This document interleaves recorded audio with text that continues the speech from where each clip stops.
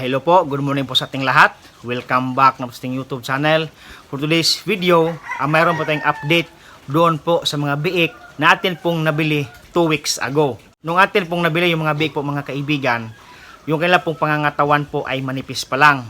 So ngayon, 2 weeks after na po siya natin pong atin nabili. So ngayon po, akin pong ipapakita sa inyo kung paano po natin dahan-dahan na napapabilog po yung kailan pong mga pangangatawan.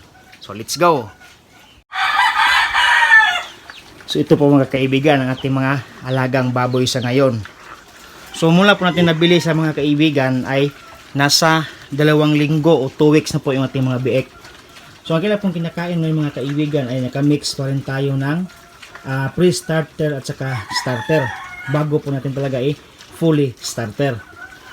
So sa kabila din ganun din, ayan, medyo malalaki na po sila. Nakamix pa rin yung pre-start at saka starter. 50-50 po yan mga kaibigan.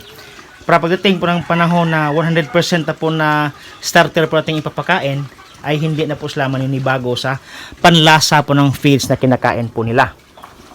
So yan po sa mga kaibigan at 2 weeks po mula po nating nabili. Kapag sa atin po yung mga biik mga kaibigan, matatawag po natin po na 2 weeks po after 40 or 2 weeks po after 45 days.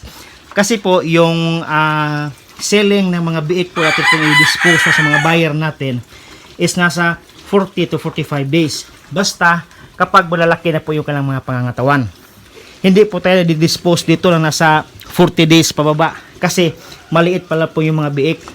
Nakakahiya naman po sa mga buyer na tayo po yung nagbibinta ng mga biik na medyo maliliit pa na nasa 4,000 po yung price per biik.